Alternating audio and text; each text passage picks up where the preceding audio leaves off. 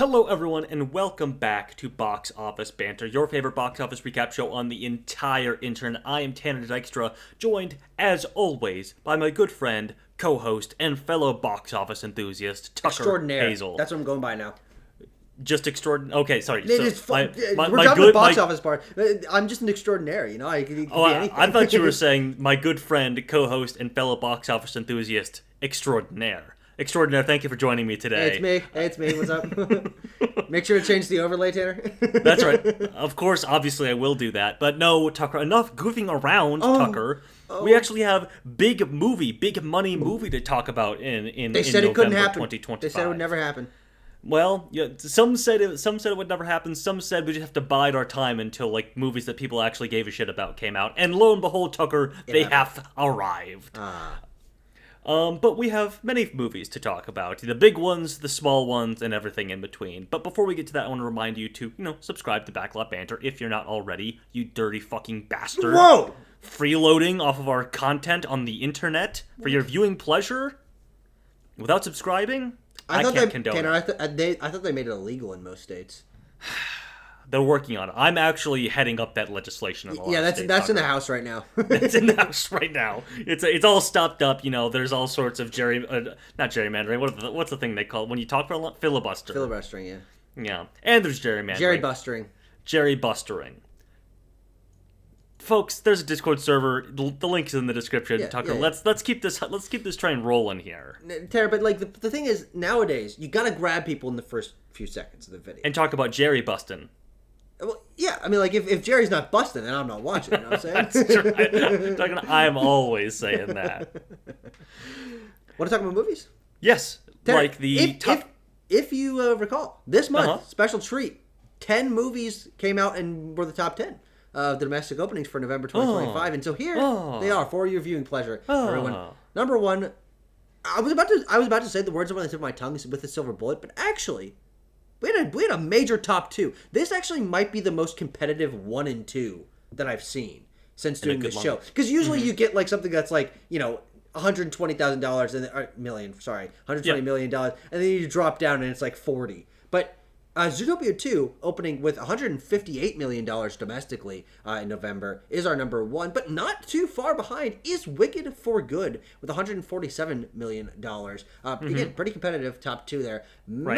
Massive drop-off down to Predator Badlands at number 3 with $40 million. And then another massive drop-off to Now You See Me, Now You Don't. Actually, this goes down like almost exponentially. From 40, not really. From 40 to 20. That's half. That's something. That's usually how exponential works. And then closing out the top 5 is The Running Man with $16 million, of course. We will get to each of those in due time. Closing out the rest of the top 10, you have Eternity, which we will talk about, Sarah's Oil, which we won't, Nuremberg, which we won't, Rental Family, which we will talk about, and number 10, Die My Love. Slide? That's crazy. I made a Rental Family slide. Tucker, I figured, you gotta give people a good smattering of things, not just your big blockbusters, of course, but, also the programmers. Conservative propaganda. Okay, why do you do Sarah's Oil in Nuremberg? Come on. We want to give him a good smattering, Tanner. Come on. Sorry, Tucker. You fuck up the smattering. Tucker, I have to hand the trophy over to you. The trophy that we exchange on a monthly basis over to you. No, I'm being honest. No, we don't. You actually have it most of the time, frankly. That's true. Yeah. That's a good point. But you did it. Yeah, I think that you nailed it. Perfect. 5 for 5. Yeah, incredible stuff. I of course had Running Man and Now You See Me flipped around, but you idiot! I'm sorry. $5 million difference, Tanner. I know. Imagine if I had $5 million and you didn't. That would be such a massive difference in the two of us. And I would, frankly, if that happened, I would treat you worse because you would have less money than me. Well, Tucker, that'd make you a great American in many people's eyes. Fact checked by True American Patriots. That's true. But no, I did get a clean top 5 there. We both had the numbers correct. You were very close at the end of the day. I was close. Given the context. Hello? What's that? Garage door. Garage door's opening. Hello. Someone's home. No one has ever come in through my garage door before. Oh, interesting. But okay. Yeah, I overestimated a couple things as well. We don't need to get too into it. We could just talk about Predator Badlands first. No. But sorry. this is actually something that we've been working on, Tanner. Okay, over the last couple months. We need to trying do a to get you therapy to be more accurate with your projections for what movies you're open to. So we have to reflect. Now's a moment. You don't when you're trying to grow as a person. You don't just make a choice and never think about it again. We have to reflect. What were your projections? Actually, we can go back to the top 10 so we can get all the numbers here. What were your projections for these top 5? Which again, you got the number, you got the movies correct, and you got the order mostly correct. So let's see where the numbers actually lied. Okay. So, well, first of all, I felt like, first I should mention, getting the top 5 for November was not very hard at all. There was a clear-cut 5 movies that were going to be the biggest movies. But for number 1, Nuremberg was close in my mind. Fair enough. Zootopia 2, I said 190 opening weekend for that 5-day weekend. Wow. I thought this would be like a Moana 2 level. I mean, that's still under Moana 2's opening weekend, but this was quite a bit under. And we'll talk about the areas in which Zootopia 2 is doing quite strongly. Yeah, so this 158 is the 5-day opening? Yes. Oh. And it opened under Moana? Yes. Oh. But over Moana in the grand scheme of things, correct? Yeah, because Zootopia isn't like worldwide. Zootopia 2 is like the biggest. Well, if you want to talk worldwide, then yes, it was much bigger than Moana worldwide. But at the domestic box office, it is quite a bit lower. I think Moana had a $200 million. Jesus Christ! What are we doing? Yeah. Huh. I was looking at December. Spoilers. Wicked for Good, I said 160, and it ended up being about 150. So I'll say pretty close there. Yeah. Predator Badlands is the closest movie to releasing when we did our predictions, and I said 40. It was 40. Perfect. 40 on the dot there. Yeah. This is where I messed up quite a bit, I would say. The Running Man, I said 25. It opened $10 million under that. Yeah, that's pretty far off. And then you don't. I said 15, and that ended up doing 20. Yeah. 21. Yeah. Here's the thing. I'm gonna say you're getting better. If I'm holding up my little clipboard and I'm like, all right, this session, which smiley face do I give you? You're like, which sticker? You're gonna get a gold star. Oh, okay. Because you did for the most of them get pretty close. I'll give you that. Zootopia 2, I actually think Zootopia 2 is an interesting one because, and this is why you're really getting the gold star. Mm-hmm. You correctly guessed that it was going to be big, and you based it off of the previous last year's, and you thought it was going to be similar, which is also fair because it is. It's actually bigger worldwide. And so there's just a weird split going on there. And Tanner, you're healthy again. You never have to come to therapy again. Which, by the way, is how therapy works. One day they decide you're done, you're healthy, and then you have to think about it again. Yeah, that's right. Okay, Tucker, cinema scores and Rotten Tomato critic scores. Let's look at them quickly here. We had your only A+ of the month, notable A+ was your Zootopia 2. You got your A's, your crowd pleasers with Wicked for Good and Rental Family.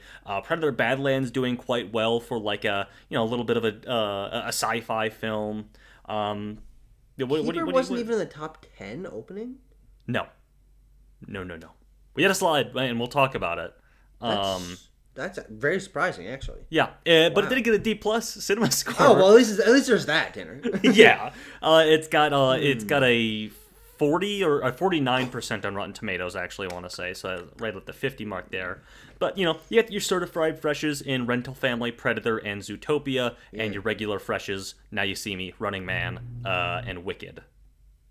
So, Tucker's gonna mime for us here a little bit. Tucker, on a thumbs up, thumbs down, how do you feel this reflects your feelings, I guess, on the month of November? You think this is accurate? Oh, it's whoa! Look at that! That is very impressive. You haven't seen that? I have never seen that. My friend did that to me the other day, and I'm like, "What the heck?" I'm like, that's something you got to work into your everyday diet. That's a crazy move, and Tucker, I really like that. I really appreciate it. I knew you would. I think this is this is off. This is off. Okay. Predator Badlands is way better than Wicked for Good. Oh, true. Yes, Tress. True and yes, and so I said Tress. So let's talk about that, Tucker. Yeah. Let's talk about Predator Badlands. Dan, that's a good fucking movie, Tanner. I'm gonna tell you straight fucking up. I like that movie a lot. I dig it. It's a good one. It's a goodie. Tucker, just out of curiosity, not because I forgot to change something on the slide here that the audience won't be seeing right now. Tucker, out of 10, what would you give Predator Badlands? I'm going to give Predator Badlands an 8.6, which is, of course, reflected in the bottom corner. That's right. And, if I, Tucker, just in my head, if I average that against what I would give Predator Badlands out of 10, which would maybe be like maybe like a 7.5, that'd probably average out to something like an 8. Yeah, it's like an 8. How about that? Well, you didn't have to do that math, though, because it's right there. Exactly. Yeah. Tucker, Predator Badlands did quite well for itself at the box office. Fine, yeah. It has made $174 million thus far. It has become the highest-grossing film in the Predator franchise, which includes the Alien vs. Predator films. In fact, Alien vs. Predator, the first time they fought each other, was the highest-grossing up until this point. And I think it marks a really strong point in the franchise as a whole, a turning point, if you will, maybe. Just with its popular reception, because going into this one, I was like, oh yeah, people like Predator movies. It's like Alien. I was like, no, Alien's movies way bigger. Alien is way bigger and has many more good movies in its canon. Sure. How many good Predator movies are there? I think there's maybe 3. Especially if you take out the ones that Dan Trachtenberg has made in the last couple of years. Yeah. Oh no, the revival, Dan Trachtenberg's revival of this series needs to be fucking studied in the books. Yeah. I actually think that it might be one of the strongest IP revivals that I've seen, especially for an IP that I would put in a similar camp as something like Texas Chainsaw Massacre, where there's a lot of them and most of them are not very interesting or very good, and they all largely feel similar. Well, I don't know. Predator's weird. Predator's a weird fucking series. It is. To be clear, this is a good performance. It's edging on doubling its production budget. Overall, it's probably going to be profitable for 20th Century and Disney. But it's not incredibly strong, which then gives you the context of Predator as a iconic movie is an iconic movie, but the IP isn't particularly strong. But then you're like, well, they've just really never really done it justice, frankly. Predator 2, that's a little bit of a controversial movie. The Predator is bad. Predators is a little bit weird. I'd say that's the most solid one otherwise before the revival. I would say so too. And then you got the AVPs, which aren't especially liked, especially Requiem. No, those are bad. And then Dan Trachtenberg came along in this decade and made Prey, Predator Killer of Killers, and now Predator Badlands. Yeah. But also then for Prey, which I think previous to this probably was my favorite of the series. I think it's an excellent movie.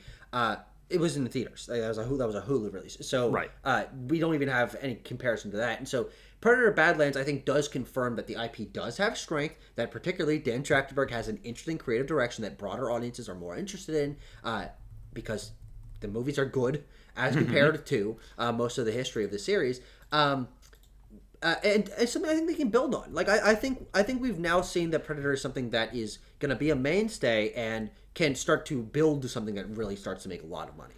Certainly. I mean, it's no secret, I feel, that Trachtenberg and the fine folks at Disney 20th Century Studios are basically getting the wheels moving on an Alien versus Predator new version. Sort of folding in the box office hits that have been this new Predator movie and the new Alien movies. And I think that's a good direction to take things in. I think it's also important to consider something about Predator Badlands, that it is the first PG-13 Predator movie. All the other ones are?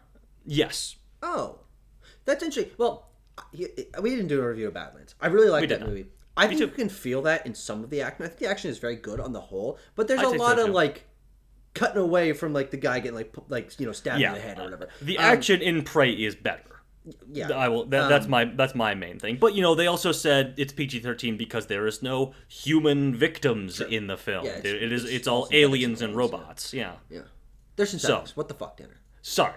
Don't fucking say that again. Synthetics. And I think this film also benefited from being in a wide, expansive sci-fi world. It is the most expensive film in the Predator franchise up till this point as well. The first one to cost over $100 million. And I think it's traded in on that with the thing that many people have said about modern moviegoing is that you have to make it feel a little bit eventized to get those premium large format screens. If you take into account IMAX, PLF, and 3D, that accounted for 59% of the opening weekend business for this. So people wanted to see this big and in their face. Yeah, and I think another strength of what Dan Trachtenberg has done for the series, here specifically with Predator Badlands, is he's created characters that can continue, and I think will continue, and that people will be interested to see continue. I think specifically Thea and Deck are interesting characters, and there just aren't. There aren't good characters. There's good iconography from the previous Predator movies, but has there ever been like a sequel, direct sequel, like a character continuation? Well, the thing has always been they've been trying for decades at this point to be like, when is Dutch coming back? When is Arnold Schwarzenegger's character from the first movie coming back? He was going to be in Predators, but Arnie dropped out because of his political career, and so they cast Lawrence Fishburne as like the guy who's been surviving on the planet for forever. Arnie was going to be at the end of The Predator in the post-credit scene, but they swapped that out again for like the weird like anti-Predator mech suit or whatever. And now again, there's talk that Dan Trachtenberg's like, of course I'd love to bring Arnie into the series at some point. So maybe it'll eventually happen, but maybe it won't. Yeah. But I'm only mentioning that because the series has been so disjointed in the past. Yes, it's certainly. New creative directions every time. It's new characters every time. There's very little continuity. There's this wider universe that like the things kind of plug into, but it's not like Predator Badlands is the first time I've ever been like, oh, I'm kind of interested in this world and the characters, and I'm like, this is where I learned that the Yautja was the name of the predator species. Like it's certainly the most business or in time and air they've ever given the Predator lore. I mean, the Predator is the main character of this one, which was sort of like an audacious sort of task on itself, is to make this alien creature the main character. And effectively, he does not speak in human language throughout the entire film. Yeah, that's cool. Yeah. Yeah, but so I think this is a creatively strong movie. I think it's very good, and I'm very excited to see what happens in the future. And this is the kind of thing where I'm like, this is what I'd like to see out of these, specifically Disney franchise, revival, whatever. Strong creative direction, something a little bit bold, more marketable in one way, but I also think, okay, fine, good. That means it's more interesting, in my opinion. So yeah, I'm just all around. This is very strong. I think I would maybe want to see it do a little bit better. We're not. It's kind of wrapped up, so I don't think it's going to cross 200. But yeah, maybe not. But I don't think this. I think this is just the beginning for Predator really coming back, which is cool. Certainly. Let's go to another sort of Arnie adjacent Welcome film. to The Running Man. That's right. This is The Running Man from director Edgar Wright, a remake of the 1987 Arnold Schwarzenegger film, adapting the Stephen King novel. And Tucker, this one was a flop. I think that it's safe to say that about Edgar Wright's newest film, starring Glenn Powell and a bunch of other familiar faces. It opened to a disappointing $16 million, has made 60 thus far, and yes, much like Predator Badlands, I think has been basically subsumed by the other big movies of the Thanksgiving season and now going into December. I mean, it's sort of like a death by a thousand cuts with The Running Man. We didn't think it was that good. It had like middling reviews, a 60% like just on the side of fresh on Rotten Tomatoes, a B+ cinema score, and yeah, I don't know. Is that, Tucker, my main question for you is, and we were talking about this like basically just before we started recording too. Is this a death nail, not the death nail, for movie star Glenn Powell? New guy Glenn Powell who's going to come along and save Hollywood, be the new movie star. Yeah, you're right. This is going to be like a theme of today's conversation, and our guest is next month's conversation as well. I don't think this impacts him at all. I think this is a high-profile movie that he was good in, and that he was a competent action star in. I think the performance of it does not reflect on him and his. It reflects a little bit on his marketability. Cause, okay, he was a star and it didn't do great, but I think that he'll still get major roles. I think this just like builds onto his pile of people trust him to lead, because he's not the problem with this movie. I think no, certainly not. I mean, I don't know exactly what it is. I think that. No, I would say no word of mouth really is probably like the real death knell. It's like no one's talking about it like strongly either way. It's just kind of something that came out. Yeah.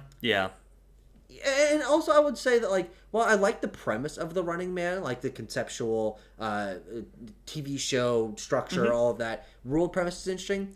There's not like iconography. You know, the cities, places he's visiting are. They are futuristic, but only slightly. It's still mostly like fucking Detroit and like fucking Pittsburgh or whatever. Yeah. And so like, I think just in terms of like marketability and like, oh, I want to go see this. It doesn't have that pop. It feels very much like it is an action movie, and there's not much else like enticing you to be involved in it. That's what I have as the first little basically bullet point here is some post-track like opening weekend audience polls. Why did you come to see this movie? 55% said because it looked fun or exciting. Not exactly a specific hook that like you want to bring people into your movie. You want something maybe a little bit more biting than that. Yeah, I agree. Again, the second highest answer was 40% because it was a sci-fi movie. But then again, like, I would say dystopian, not sci-fi. Like science fiction, in that. No, I mean, it's really just dystopian. Like, there's technologies that we could have if they were implemented widely. Like nothing in. Tucker, don't give them any ideas. But I actually don't even know how I would call this a sci-fi movie. Fair enough. It's like you know, in like the Big Brother, like entertainment state, whatever. But like. Tucker, maybe that's kind of why Edgar Wright wanted to make this movie, and certainly when King wrote the book in the 80s, it was a sci-fi story. You know what? That's very true. But if I was going to make this a sci-fi movie, I would have leaned into that more. I would twist it up a little bit more. Have some like crazier drones or fucking force field technology. Like if we want to make it sci-fi, make it sci-fi. Yeah. As it stands, it feels like a heightened reality that is very much focused. And I think another reason why maybe this movie gets mixed reception is.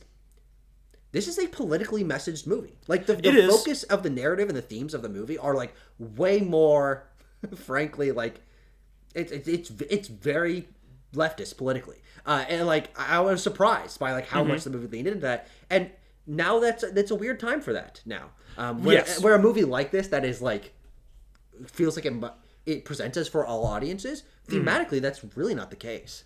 So this is what I have below here, and this is what I've kind of found most interesting about this, is that this is the first Paramount film to come out basically under the purview and full new management of the Skydance Corporation having purchased Paramount. You know, they've had previous films come out. Roofman was in October, and then Regretting You was a Paramount film as well. But this one is their first blockbuster. Like, they're trying to get in lots of folks with this. And yeah, as you said, Tucker, it is sort of it does have its political message where worn on its sleeve, I should say. And you know, we'll get into it a little bit with headlines. The leadership at Paramount, the C-suite, as they might call it, the executives, perhaps, you know, don't take too kindly to the things that this film has to say about large multinational multimedia corporations. I digress, because it's crazy that Josh Brolin's character, his name was David Ellison. What the hell? Well, that's crazy. Now, the only specific thing I could find about perhaps any meddling was the new marketing head for Paramount, who was installed by the Skydance company. Sure. Wanted to shift the mood of the film in its marketing away from its ridiculous action premise. So it actually sounds like to me that he was maybe leaning more on it being a more self-serious sci-fi thing, trying to sell that to a general audience. I don't know. I think that probably worked against the film in general. I think it's a lot easier to sell people on like a really zany sci-fi premise or action premise of Glenn Powell running away. Everyone in the country is trying to hunt him down, kind of thing. That is what the marketing was shifted away from for The Running Man. I think it was to its detriment. Yeah. Maybe I've just never saw like trailer 2, but like the only thing I associate with this is like the big hunt him down, like the kind of like big band music and sure the iconography and like all that stuff. But like ridiculous action premise, yeah, but the movie is pretty self-serious, all things considered. It is truer to what the movie ended up being, and you know, I didn't see anything about like this movie being reworked or re-edited in the months following that Paramount Skydance merger, but I digress. Either way, it was just a whiff. I think it was just a whiff from multiple different angles. Certainly a whiff for Edgar Wright's career, and I hope that he's able to bounce back. I think his next film is Is he doing the Barbarella remake as well? Is that that sounds like a thing that doing another like sci-fi premise, new movie star remake kind of thing. Yeah, starring Sydney Sweeney. Yep, exactly. Sure. We'll see. Okay. Tucker, The Running Man was a whiff to the point where it did not reach number 1 at the box office, at domestic box office, in the weekend it released. The film that did do that was Now You See Me, Now You Don't. Shout out. What everyone thought was just kind of gonna be a punchline of a movie swings in, takes number 1, and Tucker makes over $180 million at the worldwide box office. This thing is a bona fide hit at a budget of $90 million. It has doubled that and is doing quite well internationally. I found pretty interesting. It's doing fine over here. It made $50 million at the domestic box office so far. Well, maybe that's a pretty heavy skew, though. It is. Which is very interesting, because I haven't looked much into what this movie is like, reception or conversation is internationally, why it might be skewing so heavily towards international versus domestic.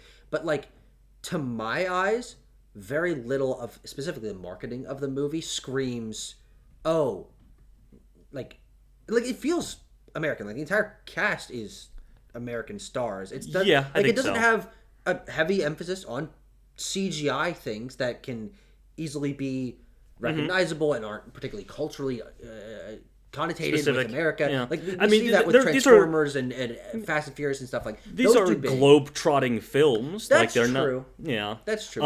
That's like the only real point. I don't know. I'm just surprised that this is such a divide. I think the thing is, and we're actually going to talk about this pretty interestingly with Zootopia 2 as well.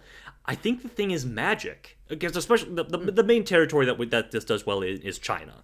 Really? This particular movie? Yeah, this movie has made $16 million opening weekend in China. Okay. Which is basically what it did here in America. The previous films have done quite well in China as well. I think it's magic. I think Chinese audiences like magic. Do you have anything other than this movie to base that off of? Nija 2. A lot of magic in that. Sure, but that's like, that's rooted in like Chinese lore. Like I think that's the more important part. I'm saying there's a lot of like trickery and magic in Chinese mythology. If I can use Nija and Nija 2 as a frame of reference for that, yeah, fair enough. It's all about like people like pulling fast ones on other people. Yeah. So I don't know, because it's not like any of these folks are like Tom Cruise or anything like that. This is who is the biggest movie star in the Now You See Me, Now You Don't cast? Morgan Freeman? He's the only.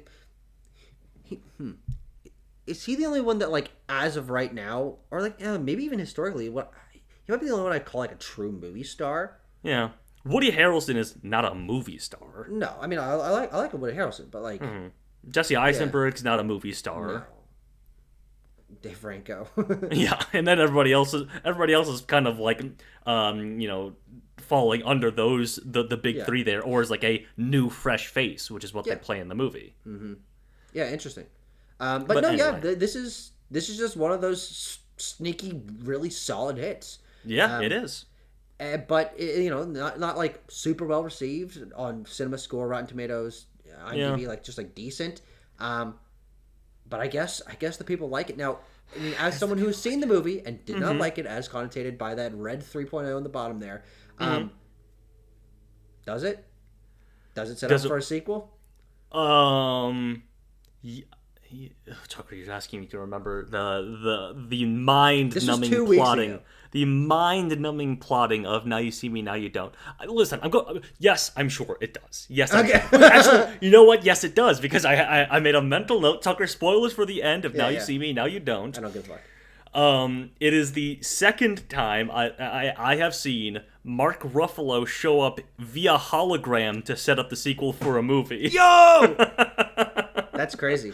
Yeah. And we're never getting in Now You See Me 4, we're never getting Shang-Chi 2, so... Exactly.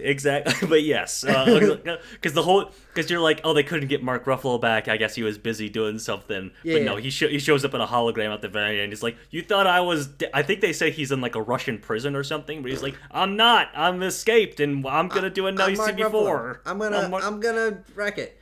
That's crazy. That Tanner, I'm very glad that like sparked in your mind.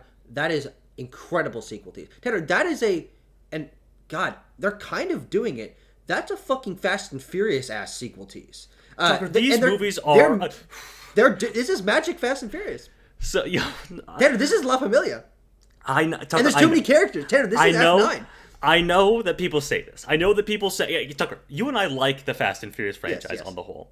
Yeah. I cannot stand the Now You See Me movies, mostly because I think that none of the cast that they continually grow exponentially, it feels, have any chemistry with one another. Sure. They all feel like contractually obligated to be in these movies. And at least with the Fast and Furious movies, which are not the most well-acted films in the world, there is a decades-long history now of these people being in movies together to the point where their chemistry feels a little bit more built-in or naturalistic at times. Absolutely. Like, when you see a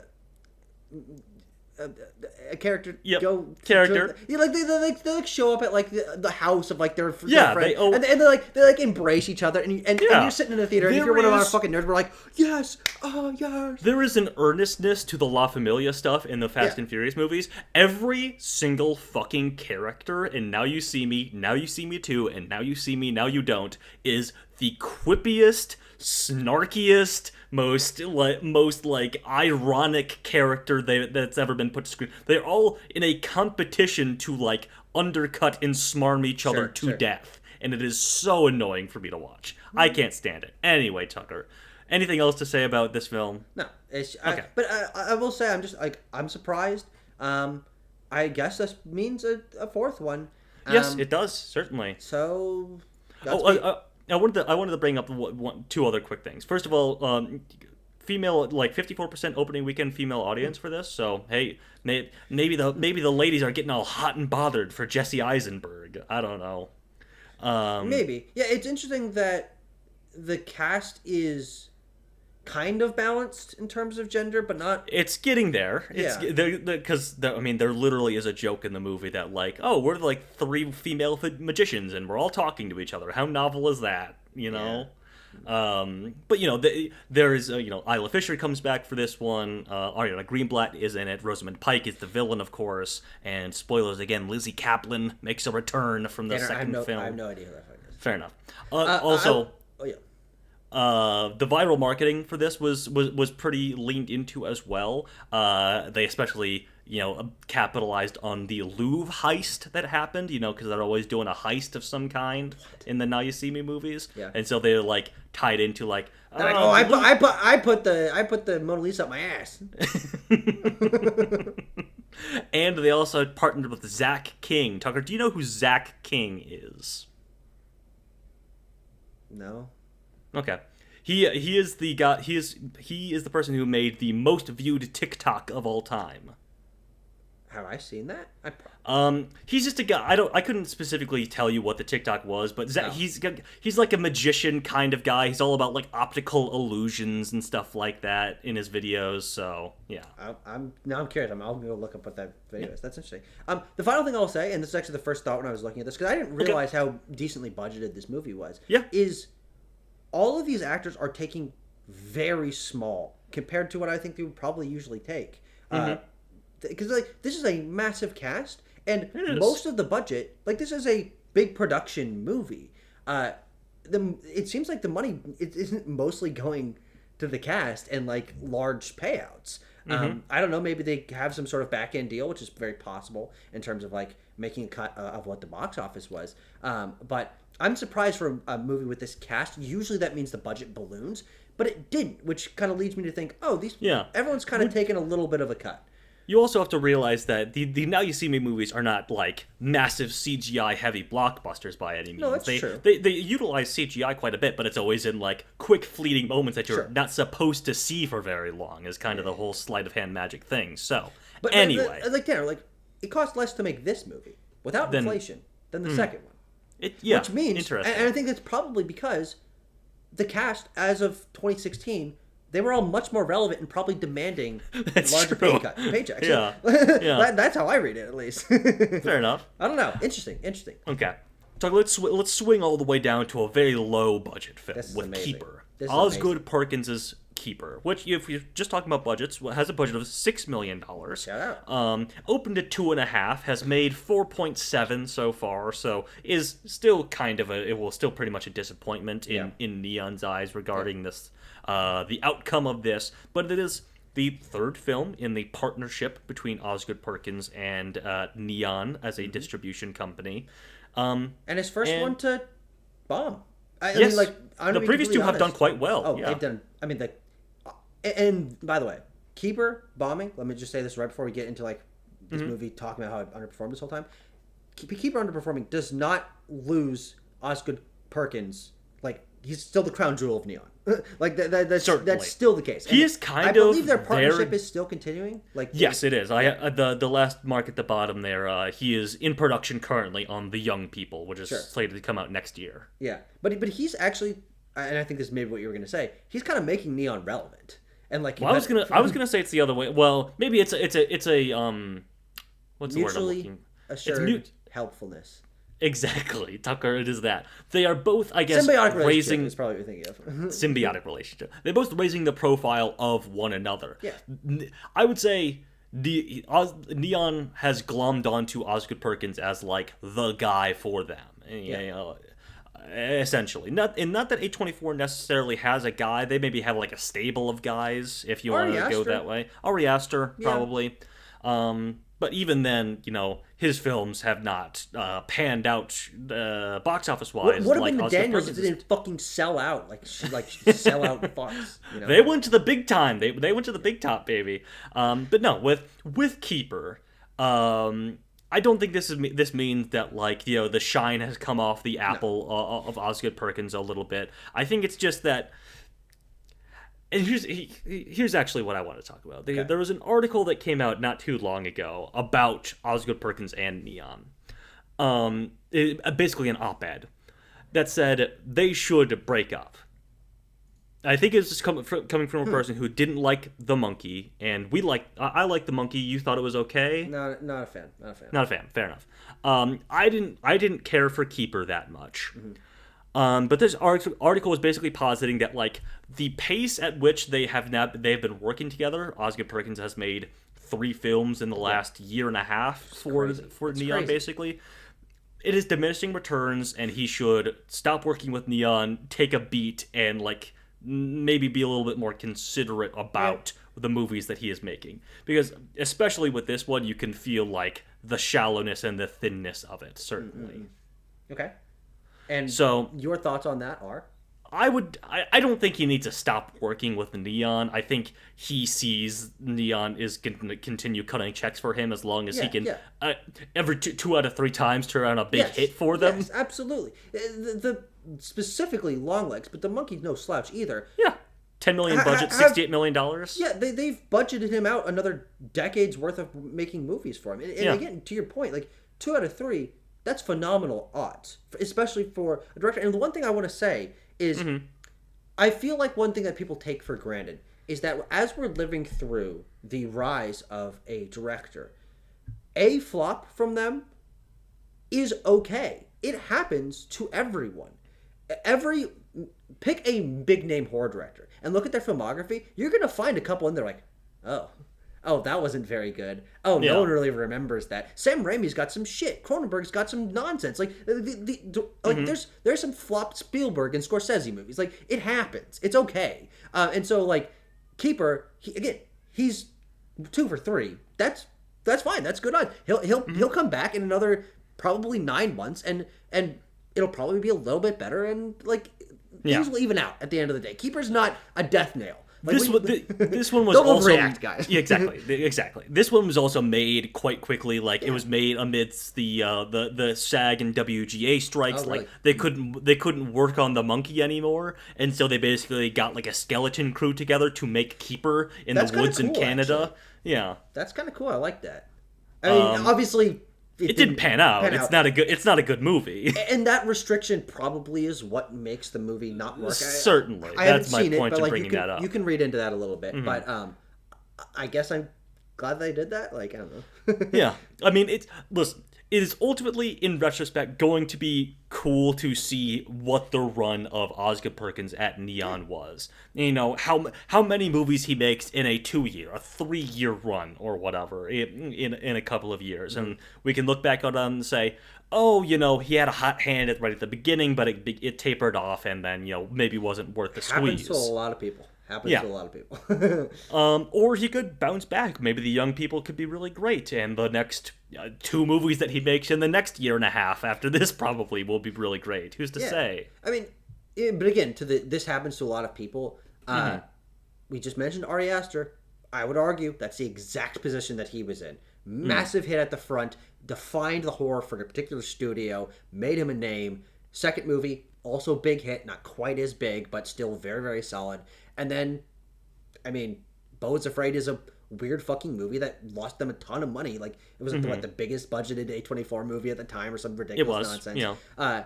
And then, I mean, I don't know. I guess we haven't seen the Osgood Perkins fucking... the very personal outpouring that's not really a horror movie. It's just kind of an esoteric indie film. But we'll see what Osgood Perkins has up his sleeve in that regard. Yeah, but I just think it's interesting. I'm very surprised by how poorly this is. And that's the last thing I really wanted to drive home. Okay, sure. Is like horror is consistent. A24 horror, Neon horror, this indie horror area is very consistent. And Osgood Perkins, I honestly would have assumed, and maybe it's just because the marketing of this wasn't so big. But I would have assumed that the success of quickly leading from Longlegs, massive hit, Monkey, solid hit. I would have said like, oh, on a budget of 6, like 10 is the lowest it's gonna go. Sure, but like, no one cared. No one really cared. I think it was the marketing for this. I mean, Tucker, did you remember seeing the trailers for this? From what you remember of the trailers, could you tell me generally what the premise of the movie was? What was the hook of any of these trailers? That being in relationships is scary. Yeah, like there's nothing that tells you there's what the unlike movie the Monkey, is. And frankly, unlike Longlegs, like there's no iconography. There's no like that's the thing. That's the premise. It is it was incredibly unspecific marketing for an incredibly unspecific movie. I will say. Yeah. Look at me in the eyes and take that back. You take my wife's name out of your fucking mouth. Tatiana Maslany. That's the fucking hook. That's the fucking hook. Is there a better hook in the entire world? No. Nay, I say. No, you don't even need a worm on that hook, baby. I'm all in. I'm biting already. I see that silver tip. I'm like, oh, come on. Okay, Tucker, let's shift out. Let's shift back into big blockbuster movie mode with Wicked for Good, the epic conclusion of the Wicked story. To the 2-film saga. The 2-film saga. This is also part of the Wizard of Oz franchise. I saw that on thenumbers.com. The Oziverse. Yes, the Oziverse. So, this one was obviously a big hit. It opened much bigger than the first film at $147 million. That first one opened to $112 and was a huge sensation, going into the Thanksgiving long holiday weekend. This one, quite similar, I would say. But, Tucker, I have some caveats that I've not seen anybody really talk about. So let's get into it. This film has made about $400 million so far. It's going to continue to do quite well worldwide, but Here's my question to you. Okay, the question finally. Initially, one might assume opened bigger will do better long term. Yeah. I say no. I say this film will gross less than the first film. Yeah, I agree. And I specifically think it's just because the word of mouth is not as strong.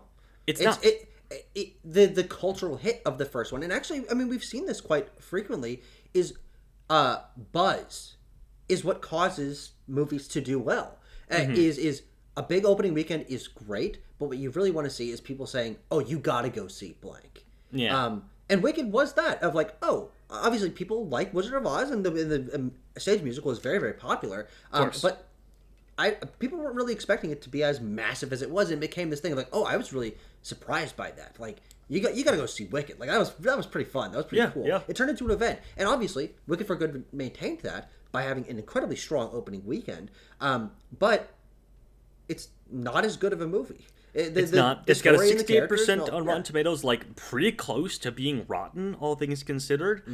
It's still got the A Cinema score. I think you can attribute that to the big opening weekend of this movie. I will say, Tanner, everyone I've talked to about this movie, just in general, is like, oh, I really liked Wicked for Good. Oh, like, sure. They're like, oh, I think I like the first one a little bit more, but like, yeah.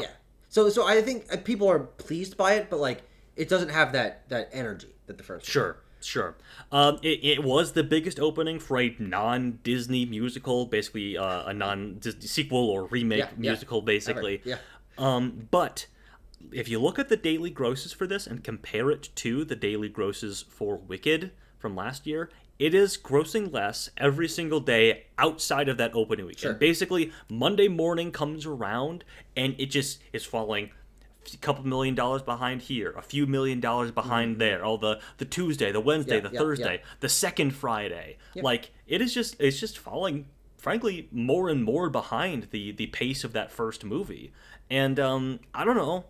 I think I think that people may be a little bit surprised to see the totals for these two movies side by side in a month's time. Yeah, I agree.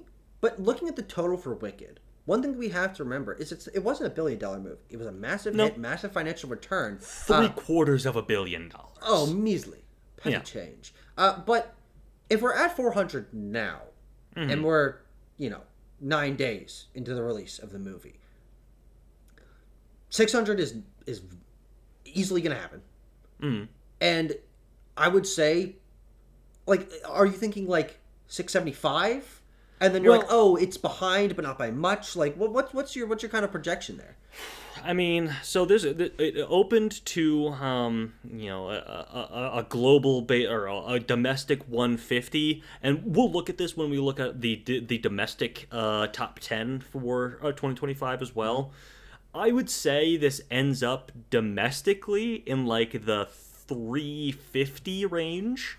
Which, if it follows the harsh domestic international split the first one has, I have that at the bottom here. The first film was basically 70-30 domestic international. Yeah, just getting that number right now. Domestic was, harsh towards domestic. Oh, almost 475. Domestic. Yes, I mean that was the thing that we talked about with what Universal needed to do for the Wicked sequel is make it a bigger deal internationally. That'll get you to $1 billion, and it doesn't seem like they were really able to do that. As of right now, the share is even more stratified, 63-27. So that's did I do did I do my math wrong? Hang on, let me look at the numbers right now. So sorry, 69-30 is what it is, or basically wait, am I doing that right? 69-31. The numbers have to add up. 60. But I guess did you get? Oh, you swapped the two. Wicked did Good. I don't know. I'm trying to help you here. Thank you. Is the 69-31 Wicked or Wicked for Good? Well, the numbers may have also updated since I put this share in here. So first Wicked is. Tucker, you're right. I did swap them. Swap them. It's okay. Yes. That's okay. Thank you. So, Wicked for Good is currently at 69-31. Yeah. Which is interesting, and I think actually is very clear to your point of they did not succeed in making it a bigger deal, or at least like what we really wanted to see is get that closer to 50-50, and it's not. It's the opposite. Yeah. So yeah, I would say that this ends up. I mean, can I do this math in my head really quickly? If it ends up at 350 or domestically, what would the international number be? If it's 70%, 30%, 90, something like that. I don't know. Okay, so yeah, that puts it at around 600. Yeah, like you said, below 600. Yeah, I was saying over 600, but okay, we can do an over/under kind of like mini bet there. Sure. I'll go in. Tucker. I'll say under $600 million globally. I'll say over just to have a little bit of fun. Okay. We'll return. We will check in on this next month. Yeah. Okay. Because the other thing that we have to commend Wicked on in terms of its timing, of course, it is in competition with Zootopia 2, but the December lineup is not so. It's not so. Family movie heavy, certainly, which is actually kind of unique. Usually, December's movies, blockbuster wise, skew a little bit more towards things that families will. And it's gonna be a really interesting December to talk about. But I think both Zootopia and Wicked are actually looking at very long tails in terms of things that families will go see, because Avatar is not that. Five Nights at Freddy's is kind of that, but not really. And SpongeBob's not going to do that well. And so, I think that the hold in terms of length, I agree it won't be as good as Wicked 1. But I think you might be underselling the fact that this might continue to trickle for a little bit longer than you anticipate. I think that it'll just be the Zootopia 2 party, but we'll talk about that in a moment. Let's quickly talk about Rental Family, which is sort of your original low-key drama comedy programming for the Thanksgiving season, and it did okay, not quite as well as they probably would have hoped over at Fox. Sorry, not Fox, just Searchlight Pictures now. Fox. On a budget of 10, it opened to 3.3, has done about 7.4 so far. I'm surprised this doesn't have international distribution. It is a international film. It takes place in Japan. Brendan Fraser is basically the only American character in the film. Oh, yeah, no Japanese release. Interesting. Exactly. So maybe it's forthcoming. Maybe there's just let me look at that. No, it has. What were you gonna say? Yeah, that it's going to be released overseas. Oh, sure. Okay. And so this is an interesting one. As it comes to the November and specifically November and also a little bit of December season, we do like to pepper in a little bit of what is the smaller, more awardsy market doing in terms of box office. Occasionally, we'll get a little bit of crossover where something that is more awards friendly starts to get a little bit of buzz. Complete Unknown last year, something like that. So you don't usually bring up a movie like this. I would say the reason I was so surprised, and I didn't even know about the international split, but this is one of those movies that it's got to roll out. It obviously the buzz isn't amazing here, but also this is kind of what this kind of movie does anyway. Financially, it's about to make its budget back, and you know what we got a lot of international release dates going into January. Basically throughout January is when it's coming out. Yeah. Huh. I don't really know. I guess we'll check back in at the end of January, and yes, it'll probably have $25 million or something like that. It'll make something. Because people like it. I mean, this has got an 86% on Rotten Tomatoes, one of the handful of certified fresh films that we're talking about, an A cinema score. 74% of that opening weekend audience gave it a definite recommend. And you know what? It is a nice, sweet movie that will probably, when it hits Hulu in a couple of months, people will probably talk about it a little bit more. Get a little misty-eyed at everything going on in Rental Family. It is the English language debut for the Japanese director Hikari. You gotta give it up for just the one named directors. That's Prince. I just filled in some other stuff. This is a Searchlight film, and Tucker, they used to release 8 to 10 movies a year before Disney acquired them, and now they're doing 4. Yeah. And they're basically just like a awards season label at this point. Oh, absolutely. Yes. Yeah, absolutely. They don't. I think literally all 4 of their films are coming out in the last 2 months of the year. So, yeah, that's gonna be a weird like studio to work at. Yeah, where it's like, so you have these seasons, these like stratified seasons. Where it's like, all right, nothing's coming out for the first 8 months, and then we gotta like ramp up our marketing all around the same time, and then it's release season. Because a lot of times you're also just trawling like film festivals looking to acquire stuff too. Sure. Yeah, and yes. It's probably also not the award season darling that Searchlight/Disney would have wanted it to be, but I digress. Zootopia 2. Or as it's called in the countries where it is doing just doing buco bucks, Zootropolis 2. Yeah, that's right. Just a little fun fact for you. Has a 91% on Rotten Tomatoes, an A Cinema score. It opened to $158 million in the United States over Thanksgiving, and had a $556 million worldwide opening, making it the 4th biggest global debut of any film of all time. But who gives a fuck? 91, 589 A Cinema score. Tanner Dykstra thought it was mid. Yeah, I did. Listen, I'm not a Zootopia guy. I know that people our age were probably. Tucker, did you see Zootopia like in theaters when it came out in 2016? No. Okay. I think we were a little too old. There was a little bit of a time period. It was like late 2017 where I was really starting to get into movies. I made like a list on my notes app on my phone of like movies I gotta watch, and so it was a lot of stuff that I missed in thetheaters because I wasn't going to a lot of theaters, and so I watched like Angry Birds and Warcraft and like a bunch of stuff. And I think Zootopia was among that list of like 2015 2016 theater movies that I had missed. That I remember seeing trailers for. I'm not a Zootopia guy. I don't have any great affinity for that first movie, and I felt that this one was on par with it, which is what the common sentiment, honestly. Just that a lot of people like Zootopia a lot and are also liking Zootopia 2 a lot. Yeah. 98% on Rotten Tomatoes is Zootopia. That's amazing. Yeah, man. Amazing. People fucking loved that movie. It made $1 billion back in March of 2016, and now Disney has positioned Zootopia 2 as their big holiday release, and it is panning out for them. It is a massive, massive hit, particularly in China. We were just talking about China with Now You See Me, Now You Don't, and it is already the 7th highest grossing. Moana and Zootopia came out in the same year?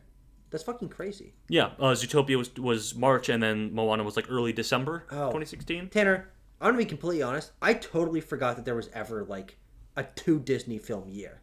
Yeah, because that doesn't fucking happen anymore. Yeah, now we get you get 1 Pixar and 1 Walt Disney animation movie a year. Yeah, because they were gonna buck that trend with Ellie. Wait, no, isn't next year we have 2 Pixar? Next year is 2 Pixar. Yeah, Hoppers and Toy Story. Toy Story. Yep. And then November is the Walt Disney animation is Hexed, I believe. They're going with an original film next year. Can't wait for that to make fucking $100 million. Yep. Total. Tucker, we can't put that out into the universe. We got to support these things. Otherwise, we're just going to keep getting Zootopias and Frozens, et cetera, et cetera. I'm reading the tea leaves. Sorry. Yeah, well, you're probably not that far. You're probably not that far off. Yes, it is the 7th highest grossing Hollywood film in China of all time. And, with that massive, massive worldwide opening, this could join the likes of like Ne Zha 2, The Force Awakens, and Spider-Man No Way Home as one of the fastest films to make $1 billion. Though, as a like kid-first family film, it did have a pretty harsh Monday drop. Yeah, of course. So maybe it won't do that. I can't speak to if that is holding overseas, because the fun fact I wanted to share with you, Tucker, and then I want to get your thoughts on the performance of the film, is that I learned that the first film and this one are massive hits in China just because of like some cultural things, particularly that the story of the first film being like about a small town bunny who has to go into the big city and try and make it or whatever. Apparently that like resonated with a lot of Chinese audiences who live in these like, they call them like second tier cities, which are like smaller metropolitan areas that are sort of, living in the shadow of like a Beijing or something like that. And so that like resonated with a lot of Chinese audiences, this idea of like coming from a smaller or more rural area and like being thrown into the massive chaos of a billion, people everywhere, all sorts of traffic and transportation and infrastructure and everything. Like, that is apparently what the leadership, the executives at Disney sort of have learned about releasing this film in China. That's kind of cool, actually. Yeah, it is cool. Yeah. Because I mean, you can see that. The just like relatability, frankly. Yeah. Of the hustle and bustle of a massive place with Beijing, one of the biggest cities on the planet, many of the biggest cities, most culturally or most populously dense cities in the planet are in China, and that's like all that the experience of watching Zootopia is like. Look at all these fucking creatures everywhere. That's why fucking animals. Yeah, crazy. Yeah, I mean, this is one that I am surprised to see. I'm surprised to see set superlatives, because my brain has been trained by paying so close attention for so many years post-pandemic to the movie market that, okay, we're kind of done setting superlatives. Like, movies are not as popular as they were pre-pandemic, especially not in a year like 2016, which is one of the great money-wise Disney years. One of their peak years. And so these things kind of sucker punch me a little bit, like Moana 2, like Inside Out 2. Like, really, I'm like, oh, people still really go out to see these. But I did always think it was going to be massive. On our movie draft, it was one of the first movies I picked, so I'm like, you gotta do it. You gotta fucking commit. Especially coming off of... I'm more attuned to it now because I saw what happened with Moana last year, where that one really surprised us. We thought it was going to be big, but we didn't know it was going to be that big. Right. And I'm like, well, I think Zootopia 2 is going to be better than Moana 2, which I haven't seen it yet, but it probably is. It seems like probably is. And Zootopia was a much bigger deal than Moana. Moana didn't make $1 billion. And so I was just like, yeah, this is going to be big. But just like seeing it set superlatives, I'm like, no, it's still possible. It just you gotta hit the right mark. And to Disney's credit, they like, we give them a lot of shit, but it's their like $1 or $2 billion movies a year that keep the whole machine running. they know where their bread is buttered, if I can use a little but it's the second biggest Thanksgiving opening. The rest of the meal may be rotting. Star Wars is rotting, Pixar is rotting, Marvel's in a weird place. But they know that bread and they know that butter. They know that butter. It's the second biggest Thanksgiving opening ever, second to last year's Moana 2. That's amazing. And it's really interesting what you just brought up, Tucker. Yeah, yes, correct. Yeah. Thank you for keep throwing that asterisk out, because I'm gonna forget to say it every single time. That yes, at the worldwide box office, Zootopia was bigger than Moana, about 10 years ago. But now, thanks to like the streaming model that Disney has rolled out, Moana became a much bigger deal than Zootopia. Not that Zootopia is a slouch on fucking no, Disney of course Plus, not. These are both incredibly popular movies. But again, my question always is, with the remakes and the sequels that Disney loves to do and always makes tons of money, how deep is the bench? I mean, we're running real creatively aground with next year's live action remake of Moana. I think that, I mean, you've heard it a million times already. You're gonna hear it 10 million more times in the next 6 months. It was like, I can't believe they're doing a remake of Moana, a film that is 10 years old.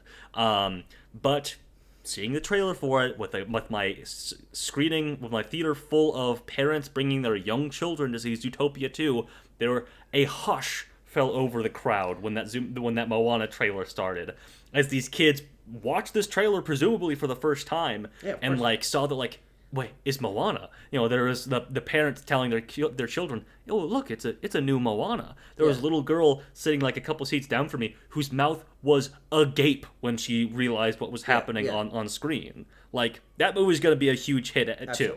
100%. Yeah, because what we have to, and I don't think that we like project this hard, but we have to continually make sure that we can remind ourselves and admit to ourselves we're not the target audience for these things, and the opinion that the in-group of film fans have specifically about those live-action Disney remakes is not shared by the masses, especially for the more relevant and popular IP. Of course, Snow White did not do well at all, but like the track record is really, really good for those live action remakes. The track record, frankly, Tanner, for almost every Disney sequel is really, really good, and so like that's why they fucking do them.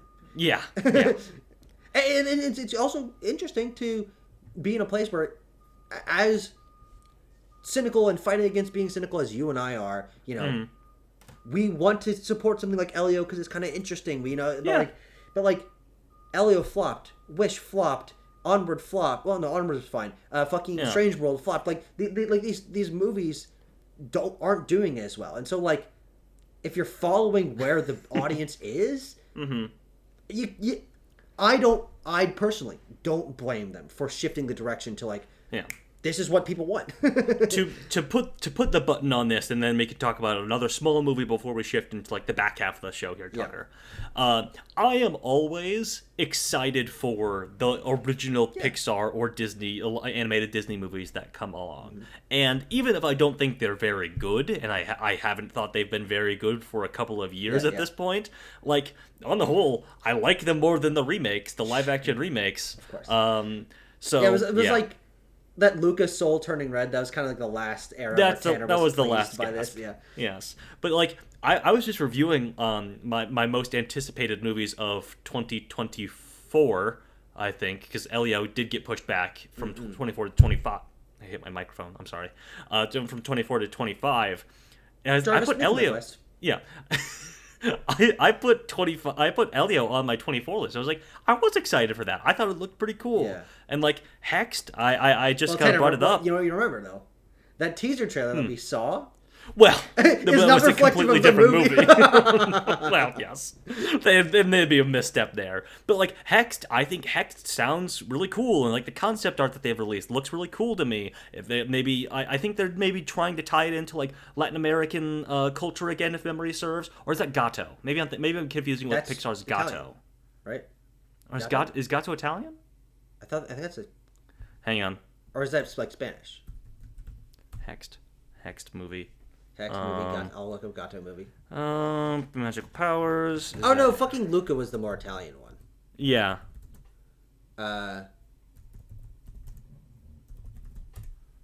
Gato's 2020 June 2027.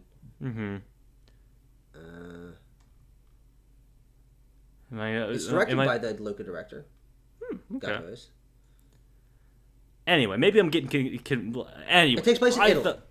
Gato takes place in Italy. I'm fucking locked in. There we go. Anyway, I think these movies sound cool. Tucker, let's talk about Eternity, a movie that I also thought was pretty neat. Okay. This was also released over the Thanksgiving 5-day weekend, looking to bring in anybody who wasn't going to Zootopia 2, basically. Sure. It's got, some recognizable faces, some people that people probably aren't familiar with. You got Elizabeth Olsen, you got Miles Teller, you got Callum Turner, and it's doing okay for like a small A24 like fantasy dramedy kind of thing. It actually had I learned this is pretty interesting, the highest test audience ratings in A24 history. Whoa! When they were screening this for like test audiences. That's pretty cool. Interesting.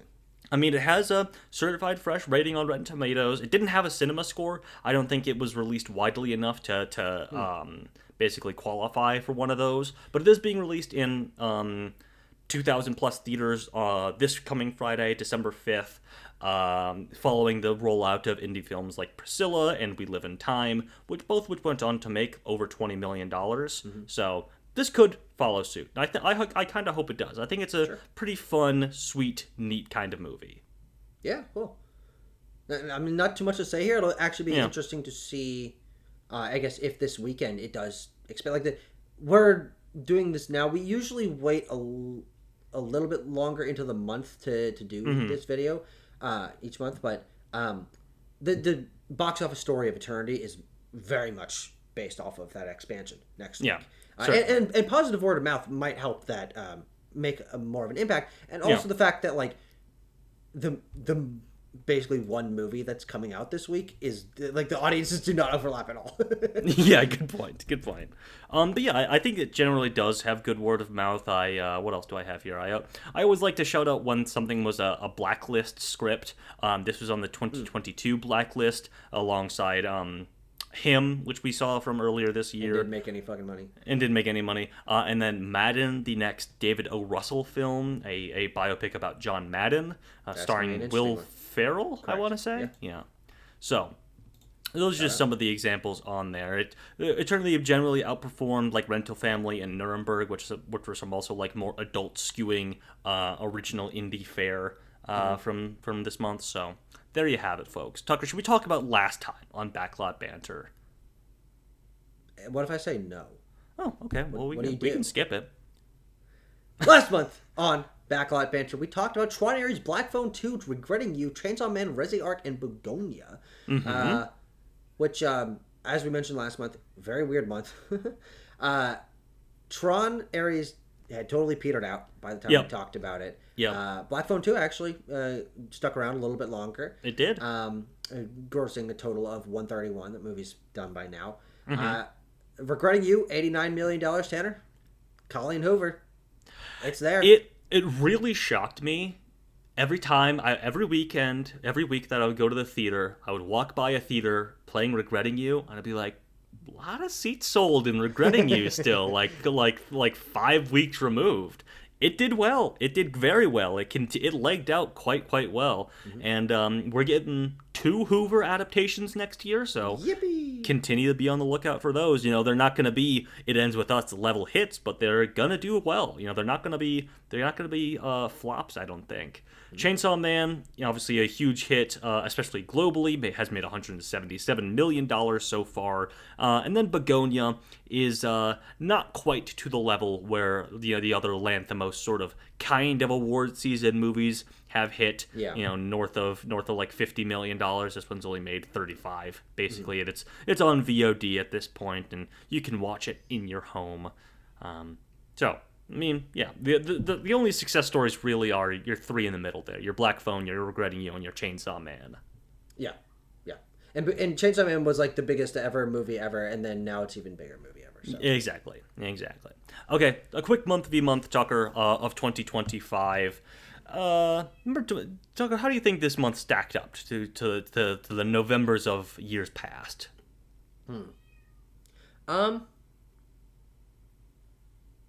Yeah, this is interesting. I think because the hits were bigger this year, I mean, they were actually very on par with last year's hits. But I connotate November in a kind of a lightly negative sense because 2023 had such high-profile flops, and 2022 had nothing that grabbed people. It did. And like that's kind of where my mind sits when I think about like, oh, what are the Thanksgiving movies? Yeah, I mentioned to you before we started recording, like Devotion is a movie that I really think of like.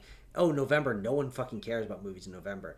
And, The Marvels and Wish are like 2, in my mind, iconic November flops. But the reality is that, like, when they put out event November movies around this season, it's a season that people like to go to the movies. And so I think this is fine. I think this is very much staying the course. It's funny to see, specifically because Wicked, had a back-to-back years, which is very rare for major blockbusters. But this is it seems like this is what happens. But Tanner, if you look at your little funny list that you've got there, what are the on your phone the next year's November movies? November. Tucker, I am so glad that you asked. I am literally elated to be being able to tell you movies that are coming out in a year and looking at my release calendar note. Okay, so next November. We start off the month, November 6th, The Cat in the Hat, animated film. Wait, I fucking saw the trailer for that like 3 months ago. Yeah, it got pushed back. Oh, it was supposed to be a January movie, right? February, yeah. Okay. Wow. November 13th, Tucker, one of the strangest movies that's apparently coming out. Ebenezer, A Christmas Carol, starring Johnny Depp, directed by Ty West. They like the Christmas Carol remake that he's doing. That's not going to make any money. Yeah, I am literally like, this is a joke. You're playing a practical joke on me. Then we have, then you have the thing that's basically going to sink every movie after that because no one's going to leave their homes. Grand Theft Auto 6 comes out that month. But on November 20th, you get Hunger Games: Sunrise on the Reaping. Okay. Which I think is going to do very well. That trailer was very highly viewed, and I think I actually have a headline about that. Yeah, and one thing I will say, actually, I think that because of the success of Dallas Summer Snakes, I think they've been leaning a little bit more into Hunger Games marketing as trying to build up, because I get a lot of Sunrise and the Reaping advertisements. Sure. I get like little animation. That movie's a year out. No, for the book. Oh, for the book. Oh. Yeah. I'll get like a little short YouTube ad where it's like, oh. It's like Sunrise. Read the book. Blah, blah, blah. Here it is. It's the book. Yeah, or like maybe it's like the audiobook or whatever. But like I'm like, it's being kept in my mind that like this is the thing that's present, and so I really think that is going to snowball into the next one being a lot bigger. So that is your pre-Thanksgiving release, and then we got 3 Thanksgiving releases for movies. I'm gonna hit you with them here. Hexed, already discussed, the original Walt Disney animation film.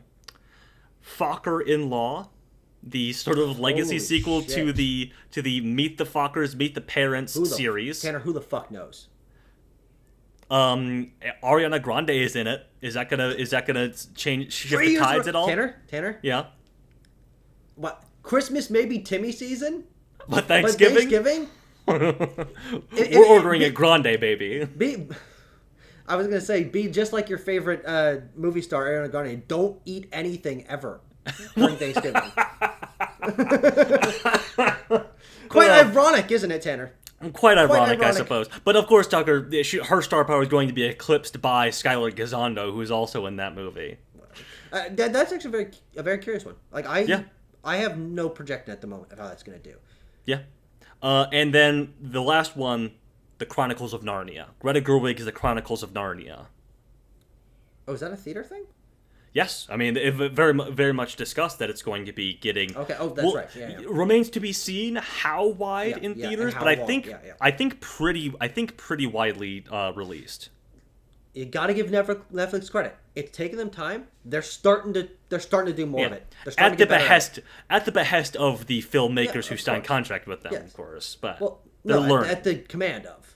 Yeah, command of. Yeah. Exactly. But like we had 2 this month, or in the last 5 weeks or whatever. So yeah. Ed, wait. Yes. No news about Wake Up Dead Man at all?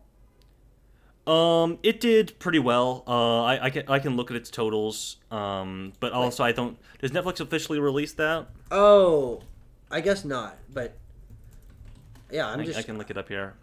Wake Up Dead Man 1.6 over the weekend. That's an estimate. That can't be accurate. I mean, I would not be surprised because there was a number of showtimes just in Austin. Like, sure, they made $1 million in Austin. This was in 600 theaters. Oh, really? Yeah. Huh. Well, I saw it, and you saw it. So I saw it. Okay, Tucker, let's quickly look at this chart here. Wow, look at that chart. It's kind of under 2024, but well above 2023. Wow, look at that chart. Well, no, okay. You say that as if that's how it's always been this month, but that's not true. I mean, we've been trading blows back and forth. But yeah, to the point that you were making, and what we made on the 2 biggest conversations we had here, which is Wicked and Zootopia, they were both slightly softer than last year's, but both of last year's were massive trend-setting, blockbusting, the like superlative-setting films, and so like this is what you want to see. Is like, all right. Strong season, big releases, making a good amount of money. Yes. Okay. Let's quickly go over the domestic and worldwide highest-grossing films. Tucker, we've got 2 new entries here. I have a little asterisk next to Zootopia because technically it's not in the top 10 yet, but like that's just because we're recording a couple days early. So technically, if we want to be accurate for most of the history of when this video is going to be out, like exactly. Because what I think. What is it? Mission Impossible is still no. Is still above it, domestically and worldwide. So that's the story there. And then Wicked is going to continue to climb. And Tucker, honestly, like this plus Avatar, the #1 spot, So take Captain America out of there, is your domestic top 10. Like, lock it and stock it. You know, you bump Wicked and Zootopia up to the top 5, and that's it. Yeah, I agree. Interesting. I mean, we'll take a look at it, obviously, when, you know, I guess technically in January, when Avatar has made its Buko box. But the worldwide one, kind of a similar story. Wicked not in here, of course, but Zootopia is at number 10, will continue to climb quite rapidly over the course of the next couple of days. Yeah. So. Can I say that a Minecraft movie is an honorary $1 billion movie? Certainly it is. Certainly it is. In the cultural consciousness, it is a $1 billion movie. Absolutely. Mm-hmm. Yeah. And you know what, they did make billions of dollars. They made over $1 billion because do you have any idea how many more people were playing fucking Minecraft? A ton, and buying like the Minecraft merchandise and everything. They made billions, bro. Yes. All right. Let's hit the headlines, Tucker. Let's hit them up. Let's hit the lines, baby. So we just talked about we just talked about a pop star in film in Ariana Grande and her recurring appearance at the Thanksgiving holiday weekend at the box office. So Sabrina Carpenter is maybe looking to follow suit here. She will star in and produce a live-action Alice in Wonderland musical. I think that's going to be big. Okay. All right. I mean, Sabrina Carpenter one of the biggest pop stars working right now. Lots of people like her brand of music, like her brand of, you know, her appeal on social media and in public appearances. And she does have an acting background. She was on a couple of Disney shows. So hey, wait, you know who else did? Who did? Oh wait, Ariana Grande.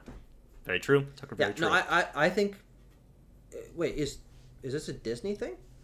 Alice in Wonderland, or is that like a fucking anyone can make it Alice in Wonderland? I think that's free IP. I think that's open to anybody. Okay. Because that's just an old book. Yeah. Yeah. Speaking of Disney Plus will soon add AI generated content from users. Yeah. And end the show. We're done. Okay. The world is over with this one. You can watch your own Mickey Mouse shorts or whatever on Disney Plus. Elsa can like team up with Indiana Jones or whatever, and you can watch it. Cool. I'm sure this will never backfire in any way, and nothing weird will happen. No, I'm sure this is good for society and the entertainment industry. I think it's fine. I think it's good, even. Anyway. Disclaimer: sarcasm. Sarcasm alert. Okay. I didn't want to make a slide for Christie, but I just had to put it in here. Christie, which is a massive flop for Sydney Sweeney at the box office, had the worst second weekend drop in box office history, full stop. That's amazing. A 92% drop in its second weekend, making just $100,000. That's insane. That's amazing. Yeah. I love a good superlative, and I especially love a good fucking terrible superlative. Yeah, it's always good to live through one of them too. It's like, oh yeah, I was like paying attention to shit when that movie set the record for being the worst thing ever. Yeah, I saw that movie in theaters. I did. You did? It was a mystery movie. Oh, okay. I didn't realize. I thought it was okay. Oh, I didn't think the movie was that bad actually. Sure. Tanner? Yes. Return of the King. Return of the King. He's back. SS Rajamouli has revealed his new film, Varanasi, will release in 2027 on the biggest screens, IMAX screens. He's got that deal locked down. Wait, really? Yeah. Okay, I didn't catch that. Yeah. So Tanner, that's a full fucking goosebump check. The idea that RRR was such a big deal, which it was, and obviously one of our favorite movies, but that now the world knows. Now IMAX is like, Tanner, in 2027, IMAX screens will be covered in Daniels and Rajamouli. They will. Welcome back 2022. but on the biggest screens, and there's bigger and better than ever. Yeah. And Tanner, yeah, you know who's in Varanasi? Priyanka Chopra. Priyanka Chopra. This is great news. This is great news for the fucking people. Tucker, I watched the teaser for this. I could not tell you what this movie is about because S.S. Rajamouli is just going so sicko mode. He's like, yeah, so it's kind of like it spans like hundreds of thousands of years, and it's like about gods, but it's also got like secret agents and guns and in it and everything. But there's also like titans of mythology. This is the most fucking Indian movie ever made. Yes, this is like all the Indian movies reviewed. They just fucking. You know the two kinds of Bollywood movies? Yeah. Let's just kind of put them together. The two kinds of Bollywood action movies, like I should specify. Anyway. Crazy. That's crazy. We just talked about... Yeah. Why can't it come sooner, though? Fuck you. I know. Work faster. He's got to give it time. I always think that art is better when it's rushed. Just a little bit. Correct. Always. Glenn Powell, we talked about him with The Running Man and its underperformance this month. He's coming back in February with How to Make a Killing, February 20th, 2026. It is a A24 distributed movie. It looks pretty fun. I don't know if you saw the trailer for this. He's like... I did. My dad's like, I gotta see that. Yeah. It's a really fun idea.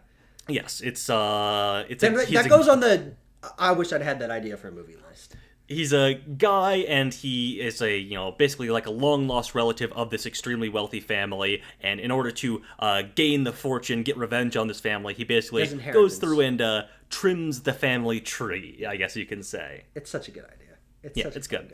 And Margaret Qualley's in it. Can't get too mad at that. What else do we have? Lionsgate, I mentioned this earlier with when we brought up the Hunger Games. Lionsgate released 2 of their highest viewed trailers of all time this past month, with Michael and The Hunger Games: Sunrise on the Reaping. Yeah, I mean, Michael, as we saw in the chart, one of the 10 highest grossing movies of the year. Of course, we all know this. I continue standing by, stand by, stand clear and stand by, or whatever our great president said that one time. For Michael. Did you know that Scarlett Johansson will star in Mike Flanagan's The Exorcist reboot? I did know that, Tucker. I wrote that down here. That's crazy. Give it another crack, I say. Well, yeah, but like with someone competent this time. Yes. Like honestly, I think this is a. Now, I will say of this trio of elements here, Scarlett Johansson's the element I'm least excited about. I don't think I've seen her in a horror movie. I've also like she's kind of hit or miss for me. Like there's some movies where I think she's very charming. She plays good side characters sometimes, but I don't know. I don't know about her in a horror movie. We'll see. But that is a box office draw, a consistent box office draw. One of the long-standing of the last decade box office draws in terms of a name.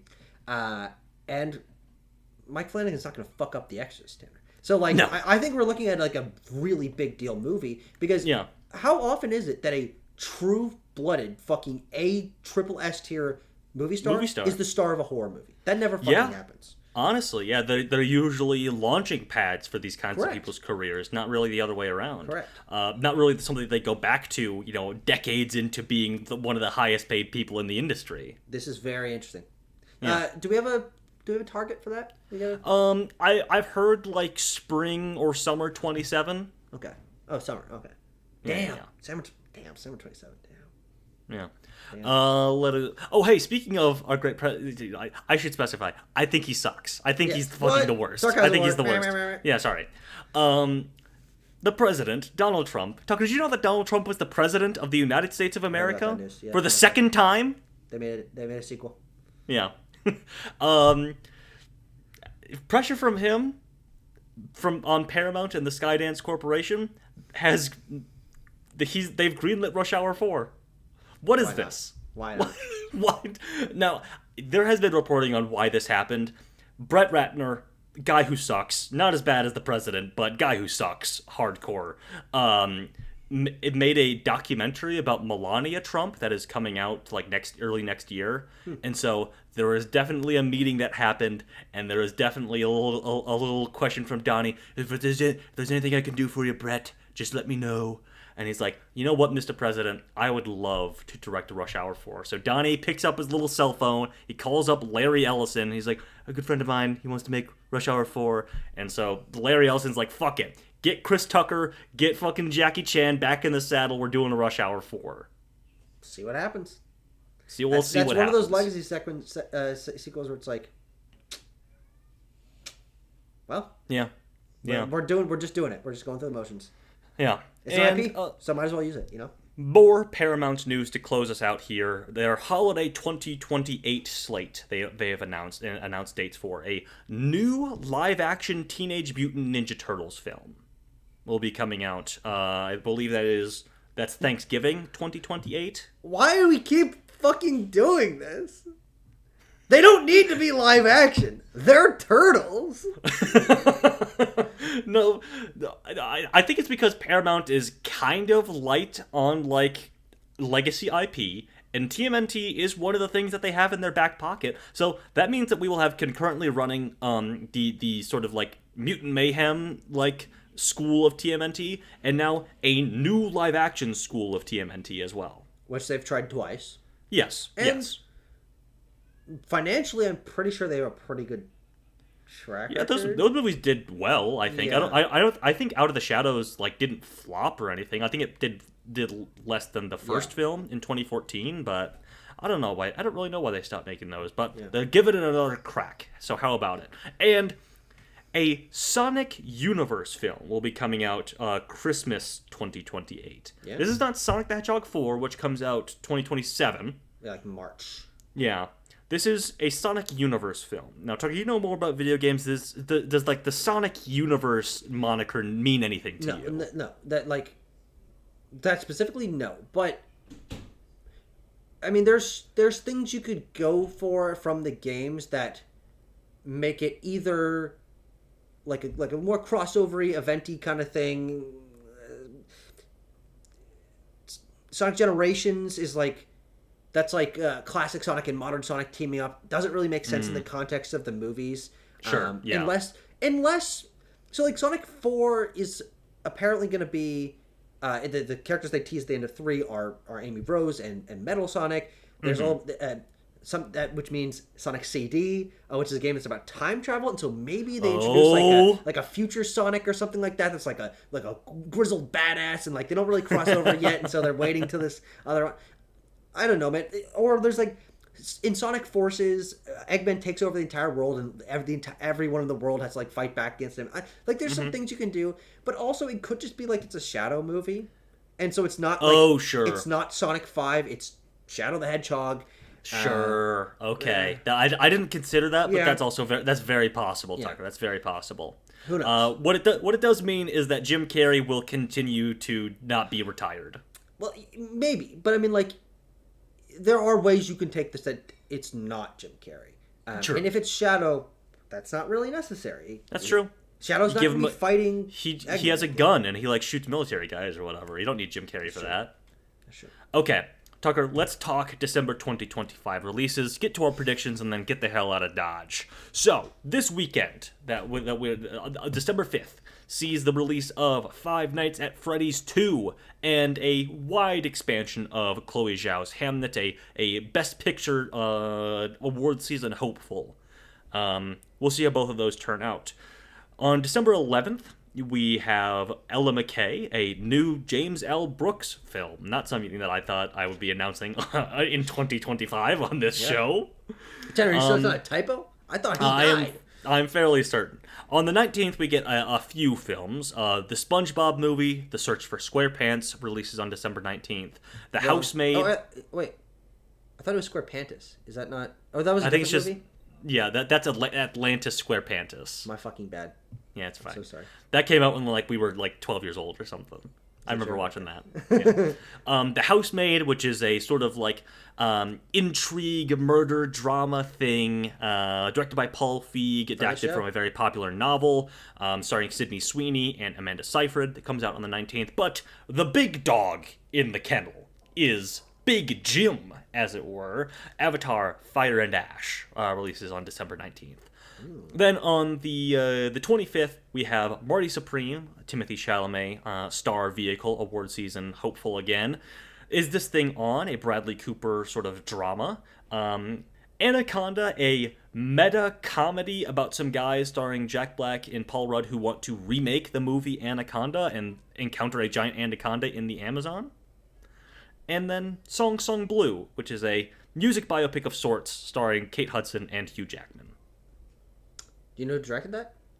Is that like a character that I should recognize? Song is that seems like a Michael Showalter movie, but I can't. No, you know who it is? It's Craig Brewer, who is the director of Coming to America. Tanner, you're a stronger man than I. Thank you. You're a stronger man than I. But let's see what we think will be the top 5 openings domestically of 2025. Tanner? Mm-hmm. What a surprise. Whoa, look at this. It's all over the map. Now, Tuck, I don't know if you watched the last episode, but when you messed with the posters like this, I let it be for a little bit, and then I fixed them and have the actual Yeah, but you can fucking tell. It's the colors. Well, Tucker, you can't really tell number 3, but I digress. So we both have Avatar: Fire and Ash at number 1, opening weekend. And Tucker, let me tell you what I'm predicting for this: $130 million. You don't have to give me a number, but The Way of Water opened to $134 million. Okay. You think do you think Fire and Ash opens bigger or smaller, and B, do you think Fire and Ash does better or worse than Avatar: The Way of Water? In the long run? This is something I've really been considering over the last couple of days. I think open slightly bigger, long term slightly worse. Okay. Interesting take. I think opens just slightly under, and then also legs out worse. Okay. I would say. I think in terms of like how eventized movies are, I do think this is something that now Avatar is an established thing again. People know this is coming out, and so I think they'll go out to it in the first week or so. But I mean, I think it'll a measly like 1.5 billion or whatever the fuck, but like not almost. I still think that because Way of Water made over 2. I think it made like 2.1, didn't it? Of Water. Oh yeah, because there's 3 movies that have made $2 billion and The Way of Water did 2.3, so I still think this will. Then never mind. 1.5. This will make like $2 billion. Yeah. But no, the novelty is a little gone of it being like Avatar's back. I think that's I agree. And that's the only thing. That's why I'm saying it's below. Is like that there was that pent up excitement. We needed release for Jake Sully. Don't fucking tempt me with a good time. I mean, we're not stupid. Avatar's gonna be the highest opening of the month. Yeah. We both think Five Nights at Freddy's as the only other like predictable with a prior box office hit coming out this month. I also think, Tucker, that I think this is going to open also way under and perform also significantly worse. I think because Five Nights at Freddy's first one opened to 80, I'm saying 40 for Five Nights at Freddy's. Holy shit! Yeah. Tanner, book your appointment for next month. Okay. With for your therapy? Fucking psychiatrist, yeah. Oh, I see. You're gonna fucking regret that. You're gonna regret that. Okay. Not that it'll be bigger or anything, but like half. You're off your fucking rocker, Tanner. Okay. I'm sorry. Hey, and you know what? Maybe I am. I have SpongeBob: The Search for SquarePants at number 3. Just because I think it's like a kids movie. That's really all the thing is for me. Yes, but I think I've thought this exact thing many times and been burned by it. Of like, it's a kid movie. All kids movies open strong. Not true. They usually leg out. They actually don't consistently open particularly strong.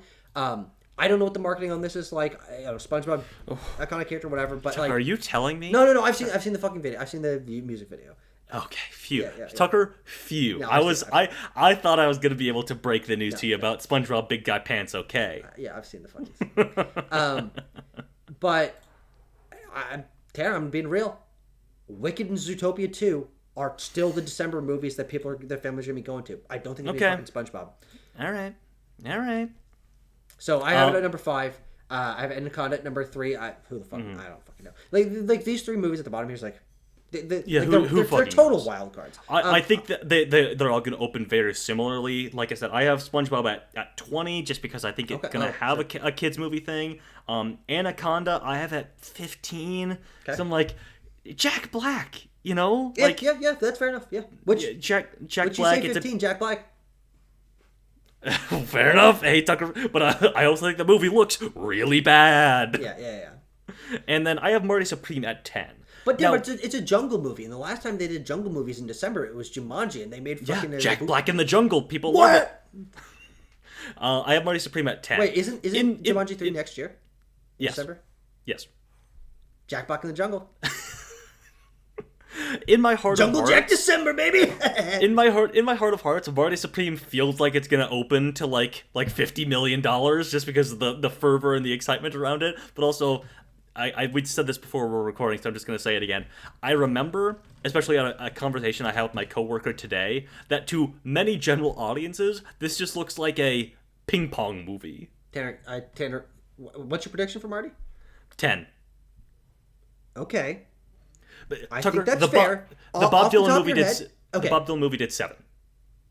Opening? Yep. I see 11 on box. Oh, is it 11? Okay, sorry. Is it actually 11? Maybe I should go above 10 then. It's a Bob Dylan movie. Well, it's also Bob Dylan. Yeah, no, I think there's more of a draw there than Marty Supreme. Okay. But also is to me a bigger star now, given a year since then.